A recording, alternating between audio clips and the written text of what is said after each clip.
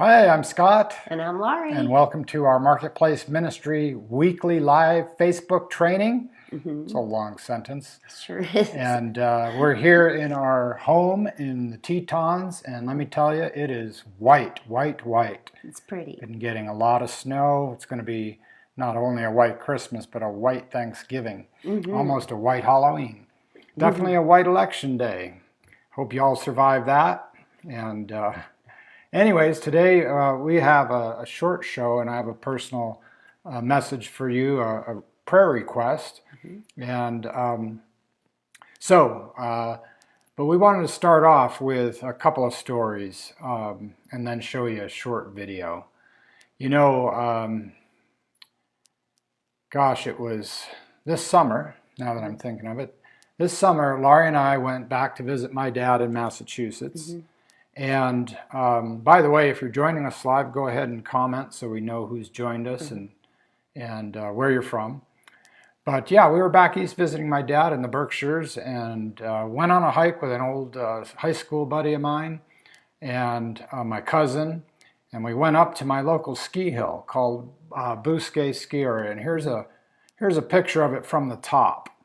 And it overlooks Pittsfield, Massachusetts, and those mountains you see in the background. That's the highest mountain in Massachusetts, Mount Greylock. And the trail starts at the top. So we hiked up to the top, and it's called the Mahana Cobble Trail. And there was supposed to be a monument with a bench with a great view. And we looked and looked. And we didn't find it. And this is what that was supposed to look like. Right here. Whoops, not there, right there. That other one comes later. And of course, you got to imagine these leaves full of trees. This is an autumn picture, but we were there in midsummer. And you know, we were hiking, and there was a it was a good hike, but we ended up we weren't lost, but we getting there. We went way past where we were supposed to go. Right. And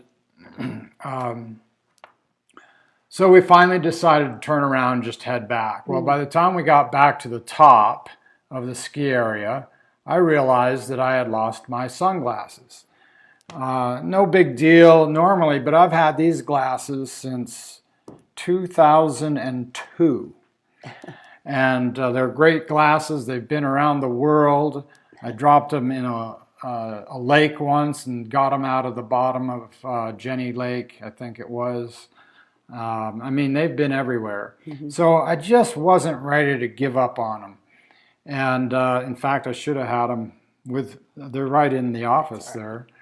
I'm sure people really want to see them now. I mean, after all I went through. So I decided, heck, I'll just see if I can't find them. Now, how far do you think we hiked? It was at least 3 miles, right? Close to Two and a half? 2.5, maybe. 2.5 miles in and then back out. So I had a lot of ground to cover. And I really didn't know where they might have fallen off. So I started, and they were willing to wait for me. So I started to run back the trail, and I remember one place where it was thick and you actually had to go under some bushes. Yeah. And I thought, man, they must be there. That's got to be where they were. Knocked them off the top of your head or something. I got to that place and I'm looking, can't find them. And I'm thinking, dang, well, do I just turn around or do I keep going? And I decide to keep going because there's one other place I got off the trail and maybe a low branch caught them. So I keep running and running and running back. I was afraid he was going to get lost because where we went was way off the beaten path, and there really wasn't a path after a certain point. So yeah, but so I went back there, looked all over, didn't find him. So now it's just time to head back and meet up with everybody else. I had given it the good Boy Scout try. So I came back and I was going through those low bushes again, and I figured one more time, just one more time, I'm going to look.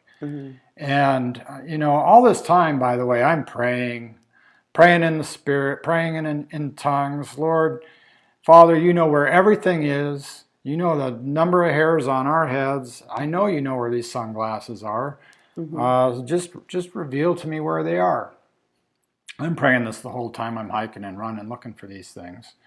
So I get to this place, and I just stop again, one last time, and I look to my left, and sure enough, I see them maybe 3 feet off the trail, laying there in the grass. And I grabbed them, started running back, praising God really loud. I wanted everybody to hear me. I don't think they did. I We was heard too far you. away. But did you really? Yeah. Oh, good.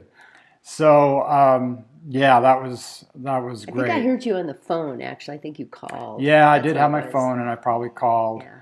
So, anyways, and that story, the reason I shared it is because of this video we're going to show you in just a sec. But Laurie has her own story. Or we could show my story afterwards. No, you just, I mean, Okay. My story is I was trying to come up with something, and Scott said, what's something in your life where you just had to give that 1 extra percent where you saw something come through that you didn't think was going to happen? And I couldn't think of anything. And this is really a ridiculous, for instance, but we've lived in this house for, golly, 18 years, and we have about an acre of landscaped property, and the majority of it is grass, which Scott keeps like a green carpet. It's absolutely wonderful. Everybody that comes over says that our grass is beautiful. But during the wintertime, when the snow falls, after the snow evaporates in the spring, we have all these tunnels where voles have attacked our grass. And it was a real sore point for Scott. But you know what? The grass was Scott's thing, and my planters, where the flowers were and things like that, they were, that was my territory. So I really didn't think much about that until one spring I saw voles starting to eat the tops of my flowers, and all of a sudden, roar, I became the vole Nazi, and I tried everything. I tried traps. I tried a I trap. remember you caught your hand. I caught my hand in one a of trap. those Well, I didn't even big know what voles looked like, so I ended traps. up buying this monster trap, and I ended up getting it caught on my thumb, and it really bruised I caused bleeding. It was a bad thing, but so I tried that. I tried mouse traps. I sat like an old hillbilly on my deck with a cap gun or whatever, BB gun. BB Pellet gun, gun. pellet gun on my lap, and I was going to kill those things. They were ruining my flower bed. Well, finally found something that worked, and that is these bombs that are actually, you light them, you put them in the hole where the vole is coming out. You try to fill up all the other holes with dirt and find the main entrance. Put the smoke bomb in there, and it's just sulfur, and it smokes like crazy. And you fill that up, and it literally gases them. I really have become the vole Nazi. So I take great pleasure in now even helping Scott out with his lawn and trying to kill all the voles. So Yeah. I've made that extra effort. I did not give up, and I finally found something that worked. And Yeah, so hey, we do have a fun little video to I share can't believe with he's you. showing this. Oh, it's fun. Watch this. Oh. What could she be doing? Is she gardening? Digging up? What's going on? So what are you doing out here? More dirt for what? Pulling up the holes so the balls can't escape. Full Nazi. Oh, what are these on the ground? Those are bombs. Oh, Smoke bombs that gas them out. all right. That's why I'm the whole Nazi. This is why I'm gonna fit all the way.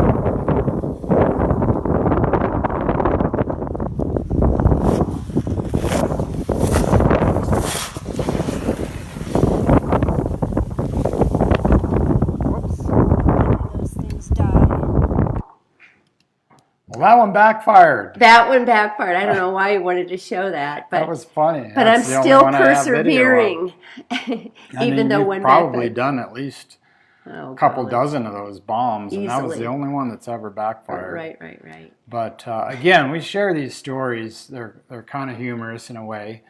But I know that you've probably come to a point where there's just some problem you've got to solve, some goal you've got to accomplish, and nothing's working out, and you're ready to just give up. We've all been there. We all know what that feels like. Yeah.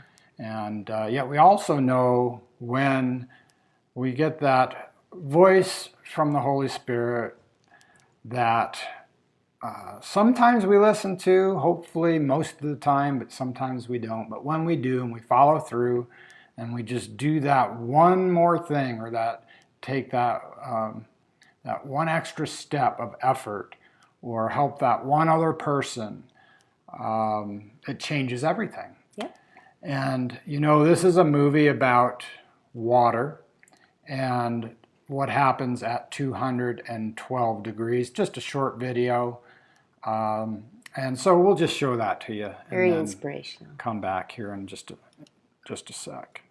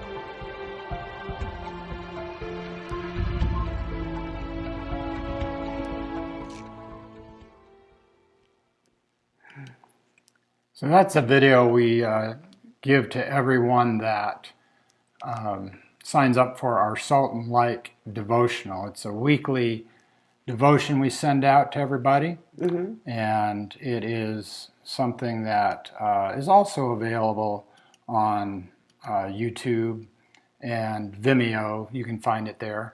But if you haven't, oops, hold on here. If you have not yet subscribed to that devotional, just go to christianbusinessopportunities.com with dashes, christian-business-opportunities.com. And you can get that. You can also find it on our Facebook page. You can subscribe to it through CBO on Facebook. So yeah, it's a great little devotional we do specifically for those of you who are called to marketplace ministry. And it's that, might be that one thing that you read that changes something for you. No kidding. I mean, that is amazing. Water's hot at 211 degrees. And you can do a lot of things with it. Cook, I mean, what else? Wash dishes, other fun things like that. But boy, when it hits 212, It creates power. power, steam, I mean, it's just amazing. So, the moral of the story is pretty obvious. Don't give up. Do that one extra thing. Right. Take that one extra step. Right. Stay in tune with what Holy Spirit is speaking to you. And it could be the difference maker, not only for you, but for those you serve. So on a personal note, just want to ask for prayer. My mom, Sunday night, we were watching Sunday Night Football, and my mom watches it also. She's in Florida. We're here in Idaho, and we often text back and forth. And for some reason, didn't catch any text before the game. But after the game, I saw that she had texted me, and she had texted that she fell, couldn't move her hip, and didn't know what to do. The next text said, dialed 911, and then an hour later, the next text said, in She's the hospital. So I tried to call her, tried to text her, tried actually even calling all the hospitals in her area. Couldn't find her. Found out later her phone was dead, which is why I couldn't get in touch with her. But yeah, she fell and broke her hip on Sunday, had surgery Monday, is being released from the hospital today into a rehab facility where we don't know. And so if you would just pray with us, lift her up. Her name's Betty Prindle, and she's 81 years old. She was in great health before this. We're just so glad she was, so she could even have the surgery and have a chance to resume a normal life again. Right. And so, yeah, just thank you for keeping her in your prayers whenever the Holy Spirit prompts you to do that. So, all right, well, we don't have a winner this week because of all that happened. I've been so busy with trying to make sure everything's working out for her. My sister did fly in from the Netherlands, so she's with her now. And so that we were just there in Florida, so we're still here in Idaho and probably will be, but thank God for my sister Susan, who was able to do that. She's between jobs, and it's just God's timing was perfect. was very nice there. And it gives my sister a sense of purpose, so you can keep her in your prayers too. And caregiving's not an easy thing by any stretch. And we don't know how long she'll be in rehab before she can go home. Hopefully not much longer than a week. And so that's the deal. We will have 2 winners next week. Whoever was supposed to win this week, we will just have 2 drawings next week. Cool. So you can tune in and find out if you won next week. Until then, we just want to say God bless you and continue to be the church out in the marketplace. There you go. Where people live and work. All right. We'll see you next week. Bye-bye. Bye-bye.